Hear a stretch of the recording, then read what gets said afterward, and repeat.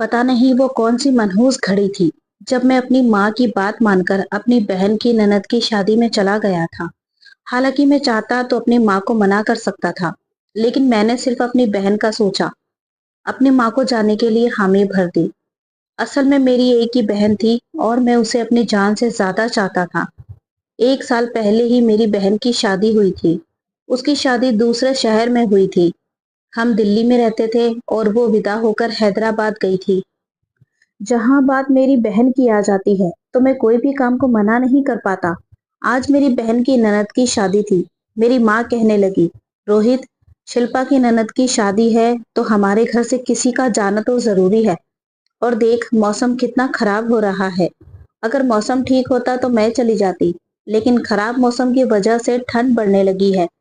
और इस बढ़ती ठंड में मेरे जोड़ों का दर्द मुझे परेशान करने लगता है। अब अगर मैं चली जाऊं तो शिल्पा मेरी परेशानी को देखकर परेशान हो जाएगी। शादी को क्या खाक एंजॉय कर पाएगी। तो मैं चाहती हूँ कि तू चला जा, एक ही दिन की तो बात है।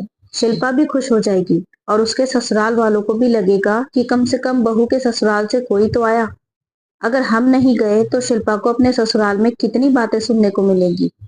मौसम वाकई बहुत खराब था।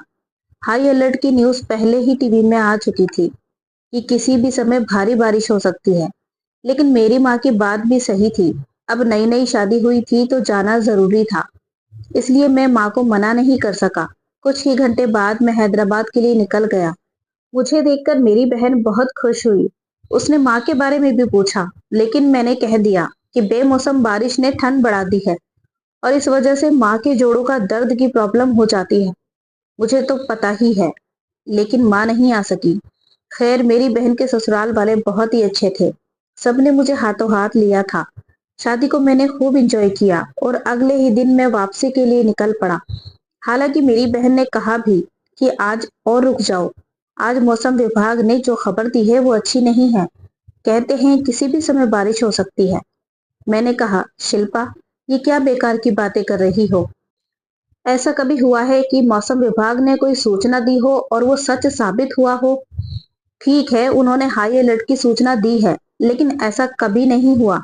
देखना, हल्की फुल्की बारिश होगी और रुक जाएगी। अगर मैं आज रुक गया तो मेरे ऑफिस से 2 दिन की छुट्टी हो जाएगी। तुम्हें तो पता ही है मेरी नई नई जॉब लगी है, तो ऐसे हालत में मैं ज्यादा दिन की छुट्टियां नहीं कर सकता। और वैसे भी मेरा बॉस बहुत ही सख्त मिजाज का है। पता लगे कि वो मुझे जॉब से ही निकाल दे। और मैं अपनी जॉब खोना नहीं चाहता, क्योंकि मैं अपनी जॉब से बहुत खुश हूँ। फिर शिल्पा ने मुझे रोकने की बहुत कोशिश की, लेकिन मैं नहीं रुका और मैं दिल्ली के लिए निकल कर खड़ा हुआ। अभी मैं 4-5 किलोमीटर ही चला था कि मौसम ने अपने तेवर बदलने शुरू कर दिए। मुझे लगा हल्की फुल्की बारिश होगी और कुछ ही देर में रुक जाएगी। जब तक बारिश अपना जोर बांधेगी तब तक मैं घर भी पहुंच जाऊंगा। लेकिन बारिश तो जैसे रुकने का नाम ही नहीं ले रही थी। धीरे धीरे बारिश बढ़ती ही जा रही थी और फिर देखते ही देखते बारिश इतनी तेज हो गई कि सामने की गाड़ियां भी दिखाई नहीं दे रही थी। मैं बहुत ज्यादा परेशान हो गया। गाड़ी की स्पीड भी तेज नहीं कर सकता था, क्योंकि सामने का कुछ भी दिखाई नहीं दे रहा था। मैंने गाड़ी एक कच्ची सड़क पर डाल दी। मैंने सोचा शॉर्टकट से जल्दी चला जाता हूँ, जल्दी पहुंच जाऊंगा। लेकिन ऐसा करना मेरी सबसे बड़ी गलती साबित हुई, क्योंकि कच्चे रास्ते पर जाते ही मेरी गाड़ी ने आगे चलने से नखरे दिखाना शुरू कर दिए। क्योंकि बारिश की वजह से कच्चे रोड पर कीचड़ भर गया था और गाड़ी उस रास्ते पर तेज नहीं भाग सकती थी। मैं धीरे धीरे गाड़ी को आगे बढ़ाता हुआ जा रहा था। मन ही मन उस घड़ी को कोस रहा था जब मैंने शिल्पा की बात नहीं मानी थी। अगर उसकी बात मानकर मैं एक दिन के लिए और रुक जाता तो इस मुसीबत का सामना नहीं करना पड़ता। लेकिन खैर, अब जो हो चुका था उसे रोका नहीं जा सकता था। अपनी किस्मत को कोसता हुआ मैं आगे बढ़ रहा था। अभी मैं कुछ ही दूर पहुंचा था कि मुझे एक लड़की के चीखने की आवाज सुनाई दी। लड़की की आवाज सुनकर मैं एकदम से चौंक गया था। मैंने अपनी कलाई पर बांधी घड़ी देखी तो रात का 1 बज रहा था। चारों तरफ निगाहें दौड़ाई, हर तरफ घना जंगल था। इस घने जंगल में भला लड़की का क्या काम था। मैंने सोचा कि अपनी गाड़ी को निकाल ले जाता हूँ, क्योंकि मुझे कुछ सही नहीं लग रहा था। कुछ अनहोनी होने का एहसास हो रहा था। भला इस घने जंगल में लड़की का क्या काम था। मुझे तो किसी भूत प्रेत का आभास होने लगा था। लेकिन आवाज मुझे फिर से सुनाई दी। अब मैं अपनी गाड़ी को आगे नहीं बढ़ा सका। मैंने गाड़ी वहीं रोक दी। बारिश तेज हो रही थी और मैं इस बरसाती बारिश में गाड़ी से निकल भी नहीं सकता था। गाड़ी में बैठे बैठे ही उस तरफ देखने लगा जहां से लड़की के चीखने की आवाज आ रही थी। अब लड़की के चीखने की आवाज बंद हो चुकी थी। मैंने सोचा या तो मेरा वहम था या फिर किसी भूत प्रेत का ही चक्कर था। जाने के इरादे से ही मैं दोबारा गाड़ी स्टार्ट करने लगा। कुछ ही देर बाद उसी तरफ से एक लड़की भागती हुई मेरी गाड़ी की तरफ आ रही थी। कुछ ही देर में वो मेरी गाड़ी के सामने पहुंच चुकी थी। वो सफेद रंग के कपड़े पहने हुए थी। बारिश की वजह से उसके सारे कपड़े उसके शरीर से चिपक गए थे। नेट का दुपट्टा ओढ़े हुए थी, जो चिपक कर बिल्कुल उसके गले में पड़ा हुआ था और उसके शरीर को छिपा नहीं पा रहा था। बारिश ने उसकी खूबसूरती को और भी उभार दिया था। वो सच में बहुत खूबसूरत थी। मेरी गाड़ी की जलने वाली हेडलाइट में उसका दूधिया रंग मैं साफ देख सकता था। एक पल के लिए तो मेरा दिल धड़क उठा था। ऐसी खूबसूरती भला इस जंगल में क्या कर रही थी? उस लड़की की खूबसूरती देखकर मेरी नजरें वाकई हुई थी। मैंने जल्दी से अपनी नजरें झुका ली, क्योंकि लड़की की खूबसूरती मेरे दिल को बेचैन कर गई थी। अब वो मेरी खिड़की के पास आकर खड़ी थी और जोर जोर से शीशा बजा रही थी। वो मुझे गाड़ी के शीशे नीचे करने के लिए कह रही थी। उसके चेहरे पर डर छाया हुआ था, जैसे अभी रो देगी। वो हाथ जोड़कर इशारे कर रही थी कि प्लीज गाड़ी का दरवाजा खोल दो। लेकिन मैं घबरा रहा था, क्योंकि मुझे अब भी कुछ सही नहीं लग रहा था। भला इस घने जंगल में रात के 1 बजे लड़की का क्या काम था, वो भी इतनी तेज तूफानी बारिश में। वो लड़की बहुत ज्यादा डरी हुई और बदहवास थी। बार बार मुझे हाथ जोड़कर विनती कर रही थी कि प्लीज गाड़ी का दरवाजा खोलो। लड़की की हालत देखते हुए मुझे उस पर दया आ गई और मैंने गाड़ी का शीशा नीचे करके उससे पूछा कि आप कौन हैं और यहाँ जंगल में क्या कर रही हैं? वो कहने लगी कि वहां कुछ लड़के मेरी इज्जत को लूटने की कोशिश कर रहे थे। मैं जैसे तैसे उनसे छूट कर आई हूँ, लेकिन वो लड़के मेरे पीछे आ रहे हैं। मुझे जल्दी से अपनी गाड़ी में बिठा लो। कुछ दूर जाकर भले ही तुम मुझे गाड़ी से उतार देना, लेकिन प्लीज अभी मुझे बचा लो। इतनी ही देर में मैंने देखा कि 3 लड़के भागते हुए हमारी गाड़ी की तरफ आ रहे थे। अब मैं कोई फिल्म का हीरो तो नहीं था कि गाड़ी से निकलकर लड़की को अपने पीछे करता और उन तीनों हट्टे कट्टे गुंडों से फाइट करता। हालांकि मैं भी 6 फीट का लंबा चौड़ा जवां मर्द था। मेरी सेहत भी देखने लायक थी, लेकिन वो 3 थे और मैं अकेला। वो तीनों मेरा कचूमर ही निकाल देते। मैंने भलाई इसी में जानी कि लड़की को गाड़ी में बिठा लूं और यहाँ से निकल जाऊं। वो लड़के हमारे बहुत करीब आ चुके थे। मैंने जल्दी से गाड़ी का दरवाजा खोला, लड़की से कहा कि बैठो गाड़ी में। वो जल्दी से गाड़ी में बैठ गई और मैंने गाड़ी स्टार्ट कर दी। बारिश अभी भी हो रही थी। मैंने गाड़ी स्टार्ट कर दी और हम आगे बढ़ गए। वो लड़के पीछे से चीखते रह गए थे, लेकिन गाड़ी हमारी आगे बढ़ चुकी थी। थोड़ी सी देर के बाद ही वो लड़के हमारी गाड़ी से दिखना बंद हो गए थे। वो लड़की बार बार मुड़ मुड़ कर पीछे देख रही थी। जब वो लड़के हमारी नजरों से ओझल हुए, तब कहीं जाकर उस लड़की ने चैन की सांस ली। मैंने उससे कहा, आप इतनी रात गए और वो भी इतनी तेज बारिश में, इस घने जंगल में क्या कर रही थी? वो कहने लगी कि असल में मेरा ऑटो खराब हो गया था। जिस समय ऑटो खराब हुआ उस समय मौसम खराब तो हो रहा था, लेकिन बारिश नहीं हो रही थी। ऑटो वाला ये कहकर चला गया कि मैं किसी मैकेनिक को लेकर आता हूँ। मैं उसके ऑटो के पास खड़ी उसके आने का इंतजार कर रही थी। उसका इंतजार करते करते मुझे काफी देर हो गई थी, लेकिन वो ऑटो ड्राइवर आया ही नहीं। धीरे धीरे बारिश बढ़ने लगी थी और मैं उसका इंतजार करते करते थक गई थी। मौसम खराब होने की वजह से मुझे कोई दूसरी सवारी भी नहीं मिल रही थी और मौसम भी बहुत खराब था, तो मैं किसी से मदद मांगने के इरादे से बाहर निकल आई। लेकिन इतने में 3 लड़के मेरे पास आए, कहने लगे हम आपको लिफ्ट दे देते हैं। मुझे उन लड़कों के इरादे तो पहले से ही ठीक नहीं लग रहे थे, इसलिए मैंने उन्हें मना कर दिया कि मुझे कोई लिफ्ट नहीं चाहिए। लेकिन अकेली लड़की को देखकर वो शेर हो गए और मुझे तंग करने लगे। मैं अपने आप को बचाने के लिए चीखने लगी, तो एक ने मेरे मुंह पर हाथ रख दिया और मुझे चीखते हुए इस जंगलों की तरफ ले गया। भगवान का धन्यवाद कि उसने आपको मेरी मदद के लिए भेज दिया। मैं आपका जितना धन्यवाद करूं उतना कम है। अभी वो ये बातें कर ही रही थी कि अचानक से मेरी गाड़ी झटके के साथ रुक गई थी। और गाड़ी का रुकना था कि मैं बदहवास हो गया। तेज बरसाती बारिश, घना जंगल और आधी रात का समय, साथ में एक जवान खूबसूरत लड़की। मेरे दिमाग ने तो काम करना ही बंद कर दिया था। मैं सोचने लगा, अगर गाड़ी खराब हो गई तो क्या होगा? मैं दिल ही दिल में भगवान को याद करता हुआ नीचे उतरा था। मैंने गाड़ी का बोनेट खोलकर देखा, कहीं भी कोई कमी नहीं थी, लेकिन पता नहीं गाड़ी स्टार्ट क्यों नहीं हो रही थी। इतनी ही देर में बारिश के पानी से बुरी तरह से भीग चुका था। बेमौसम सर्दियों की बारिश थी, तो पानी बहुत ही ठंडा था। मुझे कुछ समझ नहीं आया, तो मैं जल्दी से गाड़ी में आकर बैठ गया। वो लड़की कहने लगी, क्या हुआ, गाड़ी क्यों नहीं चल रही? मैंने कहा, गाड़ी खराब हो गई है। मेरा इतना कहना था कि वो लड़की के चेहरे पर बदहवासी छा गई। वो कुछ सिमट कर बैठ गई। कहने लगी, मुझे पता है गाड़ी खराब क्यों हुई है। खासकर ऐसे मौके पर गाड़ी खराब हो ही जाती है, जब खूबसूरत लड़की गाड़ी में बैठी हो, रात का समय हो, तो ऐसे समय में गाड़ी का खराब होना जरूरी हो जाता है। मुझे उसकी बात सुनकर उसका मतलब समझकर गुस्सा आ गया था। मैंने गुस्से से कहा, क्या मतलब है तुम्हारा? तुम्हें क्या लगता है कि मैं झूठ बोल रहा हूँ? अगर तुम्हें विश्वास नहीं है तो गाड़ी खुद चलाकर देख लो। गाड़ी सच में खराब हो चुकी है। मेरी बात सुनकर वो इधर उधर देखने लगी। अब मैं परेशानी से स्टीयरिंग व्हील पर मुक्का मारने लगा। समझ नहीं आ रहा था कि क्या करूं। मुझे ध्यान आया, यहाँ से कुछ ही दूरी पर एक गांव था। अगर हम लोग वहां पहुंच जाते हैं तो गांव में हमें रात गुजारने के लिए पनाह मिल जाती है। मैंने उस लड़की से कहा कि यहाँ से कुछ दूर पर एक गांव है, चलो हम वहां जाकर रात गुजार लेते हैं। इस तरह घने जंगल में गाड़ी में अकेले बैठना भी खतरनाक साबित हो सकता है। असल में मुझे ये डर था कि वो लड़की और मैं गाड़ी में इस समय अकेले थे। रात खराब थी, समय खराब था। अगर भगवान ना करे हम दोनों के बीच कुछ गलत हो जाता तो मैं कभी भी खुद से नजरें नहीं मिला पाता। मैं एक मर्द था, कोई फरिश्ता नहीं था जो इतनी खूबसूरत लड़की को देखकर अपने जज्बातों पर काबू रखता। कहने लगी, ठीक है, लेकिन बारिश तो बहुत तेज हो रही है, हम इस बारिश में कैसे जाएंगे?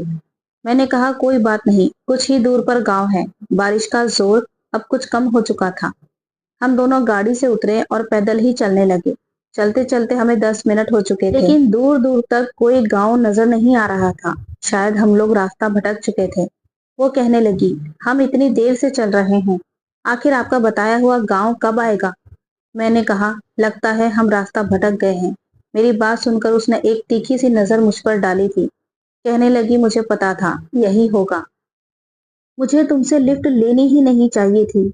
मैंने कहा, अच्छी बात है, ना लेती। मैंने कौन सा तुम्हारे हाथ जोड़कर विनती की थी कि आओ मेरी गाड़ी में बैठ जाओ। तुम खुद ही मुझसे लिफ्ट मांगने आई थी। मुझसे लिफ्ट नहीं लेती तो अब तक वो तीनों भूखे दरिंदे तुम्हें नोच खसोट चुके होते। मेरी बात सुनकर वो नजरें चुरा गई थी। मैं अभी उसी गांव की तलाश में आगे चला जा रहा था, लेकिन मुझे लगने लगा कि जैसे जंगल और भी घना होता जा रहा था। वो लड़की मेरे साथ साथ चल रही थी कि तभी उसका पैर फिसला।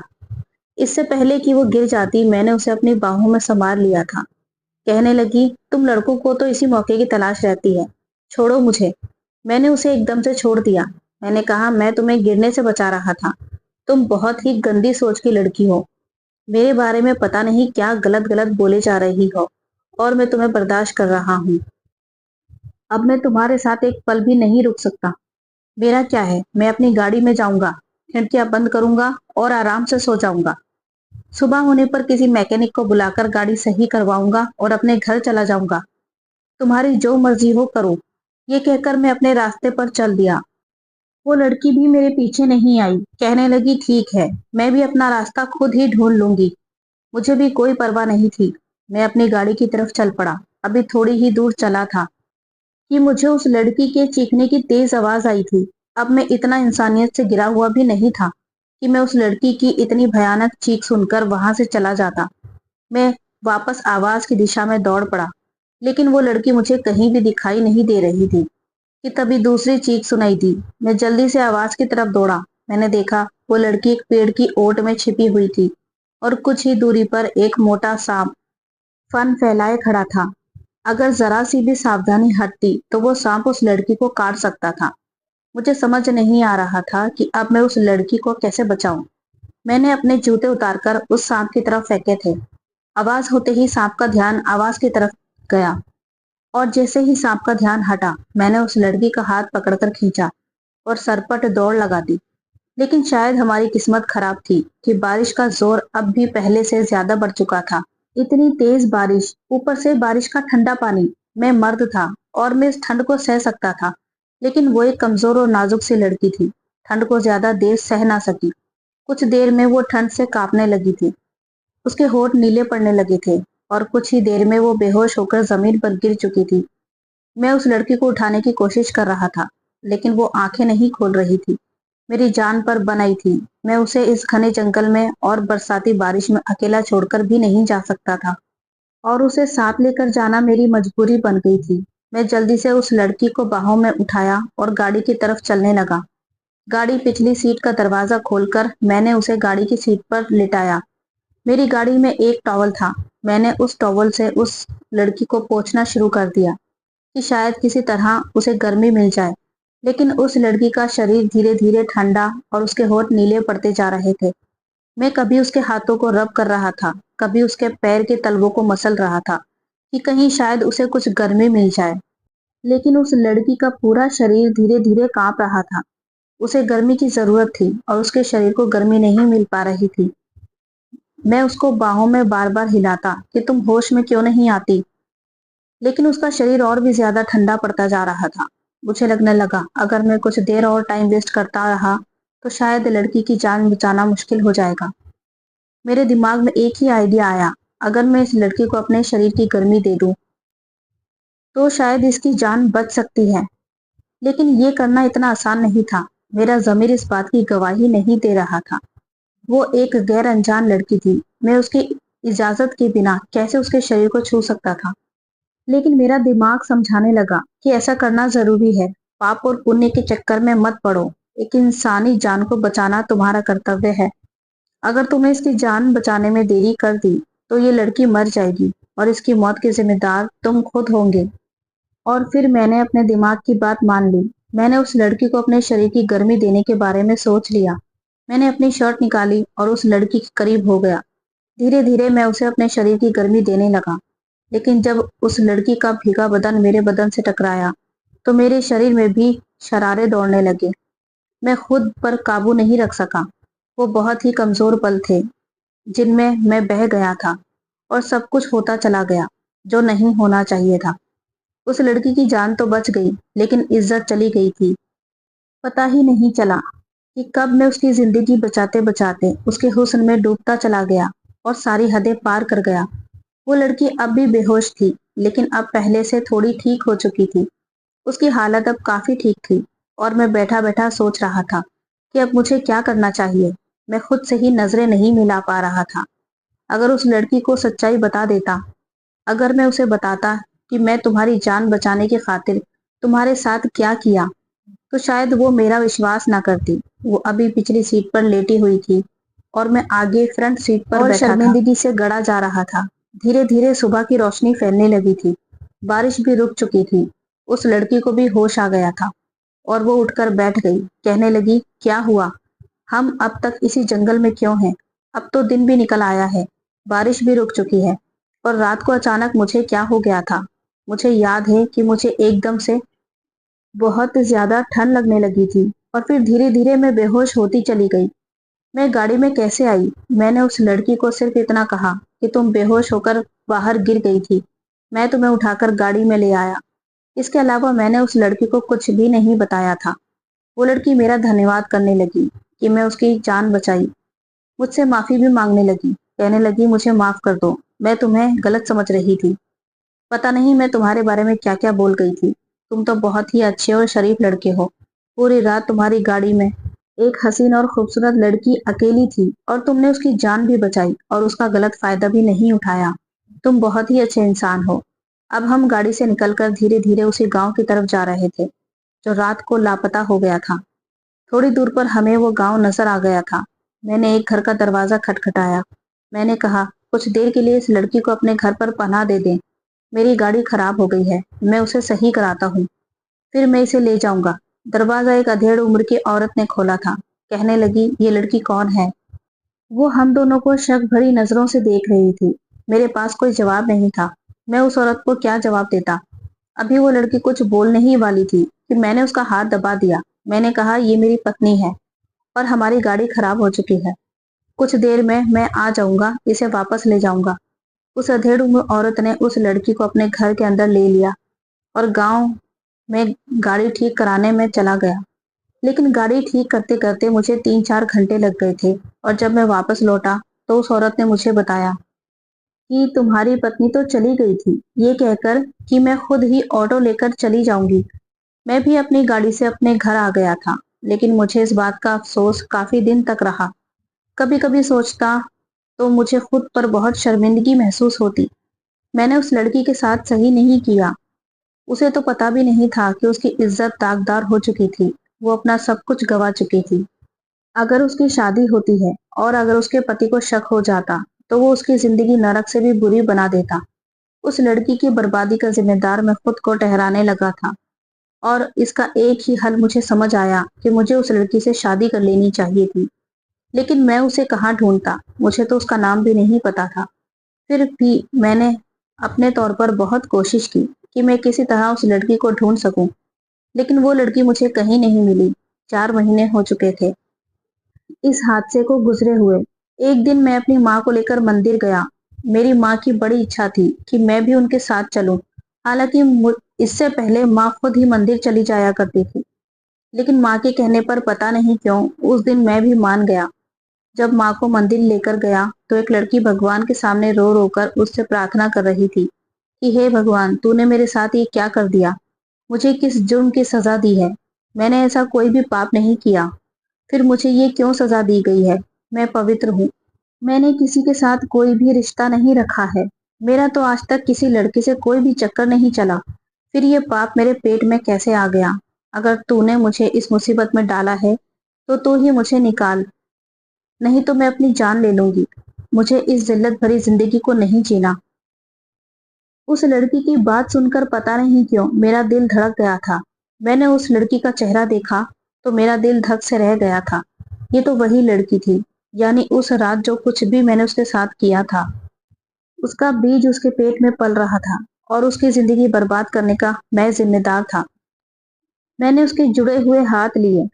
उसने आंखें खोलकर देखा और शायद मुझे पहचान गई थी। कहने लगी, तुम तुम यहाँ क्या कर रहे हो? मैंने कहा, मंदिर में लोग क्या करने आते हैं? अपने पापों का प्रायश्चित करने ही आते हैं। मैं भी अपने पाप का प्रायश्चित करने आया हूँ। कहने लगी, तुमने कौन सा पाप कर दिया? मैंने कहा, मैं तुमसे शादी करना चाहता हूँ। मेरी बात सुनकर वो रोने लगी। कहने लगी, तुम बहुत अच्छे इंसान हो, मैं तुम्हारे काबिल नहीं हूँ। मैं किसी के नाजायज बच्चे की माँ बनने वाली हूँ।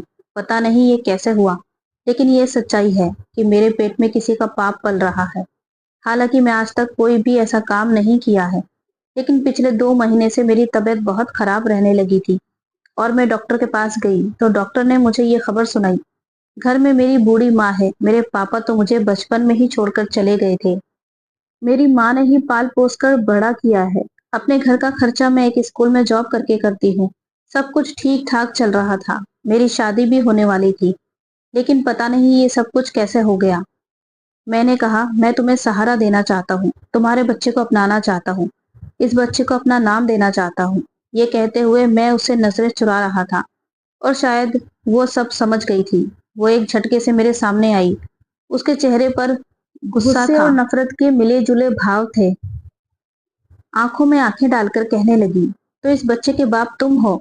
अगर मैं गलत नहीं समझ रही तो उस रात तुमने मेरी बेहोशी का फायदा उठाया था। इस बात को 4 महीने गुजर चुके हैं और ये पाप भी 4 महीने से ही मेरे पेट में पल रहा है। सच बताओ, आखिर उस रात क्या हुआ था? वो मुझे मेरा गिरेबान पकड़कर सच्चाई पूछ रही थी और मैं अब छुपाने का कोई फायदा नहीं था। मैंने उसे सारी सच्चाई बता दी। मैंने कहा, तुम ठंड की वजह से बेहोश हो गई थी। तुम्हारा शरीर ठंड से कांप रहा था। तुम्हारे होंठ नीले पड़ चुके थे। अगर तुम्हें कुछ देर गर्मी ना मिलती तो शायद तुम्हारे शरीर की रगों में खून जम जाता, तुम्हारी मौत हो जाती। तुम्हारी जान बचाने के लिए मैंने तुम्हारे शरीर को अपने शरीर की गर्मी देनी चाहिए और जब ऐसा करने के इरादे से मैं तुम्हारे करीब आया तो मैं बहक गया था और ना चाहते हुए भी सब कुछ हो गया था।